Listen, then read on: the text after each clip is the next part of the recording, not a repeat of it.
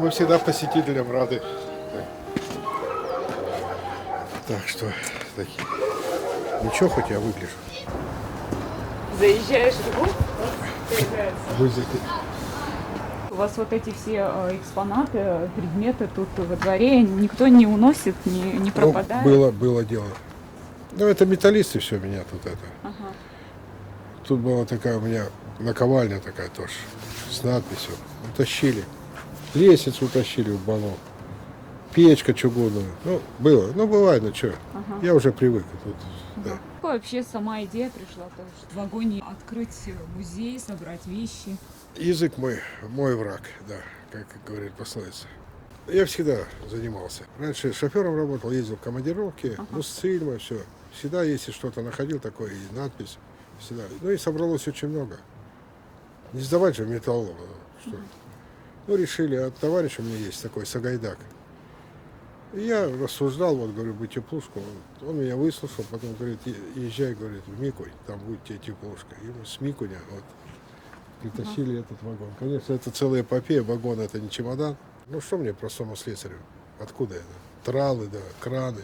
Ага. Помогли. Очень много хороших людей встретил. Установили на рельсы. Приближенно, что было. Ага. Да, паровоза не хватает, но это уже слишком. Когда я родился в поселок Зеленоборск, раньше Глушь назывался, Печорского района. Мор из Глуши.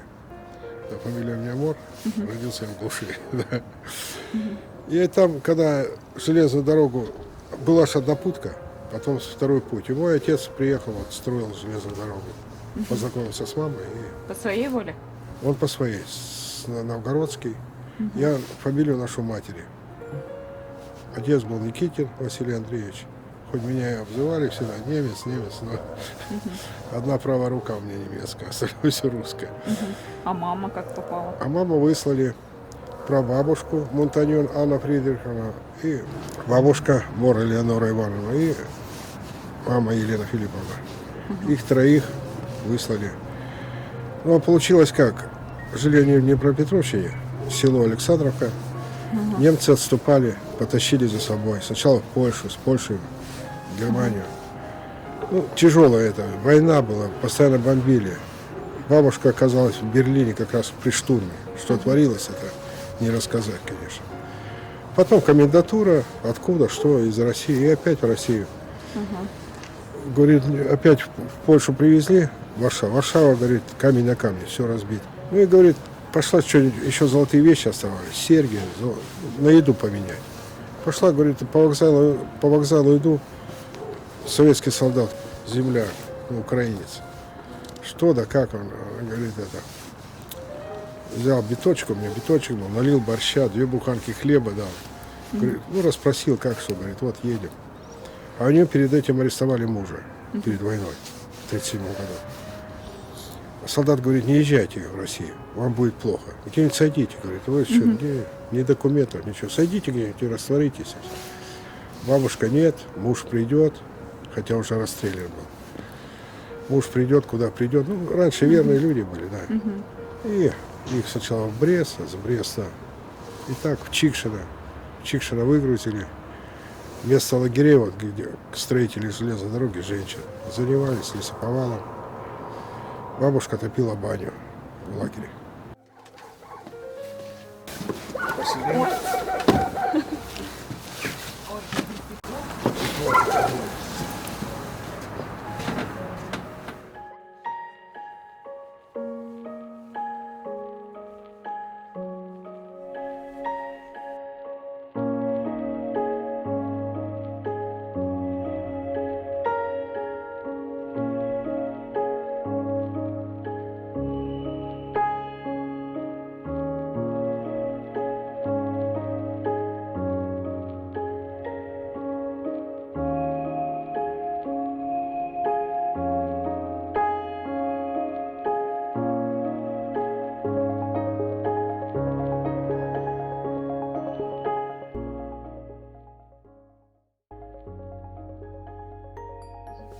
А вот это нашли в одном из поселков, где когда-то жили переселенцы. Это Грузила.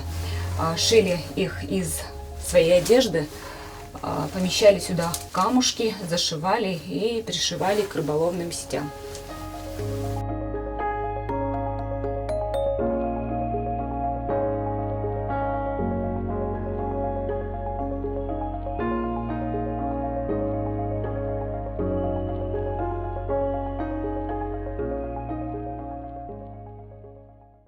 Это что за монеты с немецким крестом?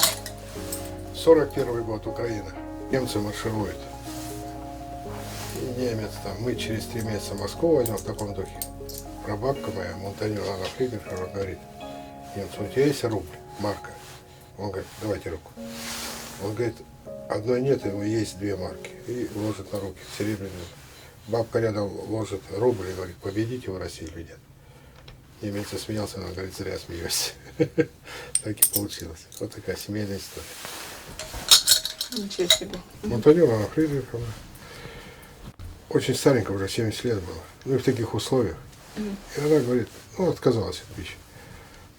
Бабушка вот, Леонора просила, говорит, ешь, а мать все-таки. Она говорит, я все равно не выживу, а чем так жить, лучше не жить. И распухла, и цинга, и вот такая концовка. Это та бабушка, которая немцу сказала, да, что... немцу сказала, что как вы выиграете войну. Такой был человек. Да. Мама, там бабушка, они не говорили никогда, вот не надеялись на такое, что вот это все закончится и можно будет вернуться там. А куда? Ну, все, на Украину. Все можно было вернуться. Украинцам на Украину, прибалтам в Литву. А куда немцу ехать? Не было у них надежды, разговоров таких, что... Нет, даже. И бабушке нравился Коми край. И я тоже люблю Коми край. Серьезно. Бабушка говорит, они жили в Запорожье, в степи. И зимой топить нечем. Все лето топчешь навоз с соломой, кирпичи, чтобы топить. А тут дров много, ягоды, говорит. И она говорит, я тут чувствую себя хорошо. Там, говорит, всегда голова почему-то болела. Люди были большими оптимистами. Серьезно. Такая сила духа была у людей. Были верующие, понимаете? А верующий человек – это надежный человек. Ему может, да. Сейчас же доверить ничего никому нельзя. А раньше люди проще, помогали. Бабушка никогда никого не судила. И это музей не в осуждении какого-то строили еще. Это чтобы люди не забывали. Они осудить там какой-то строить, стали там, допустим, да? Никакого осуждения.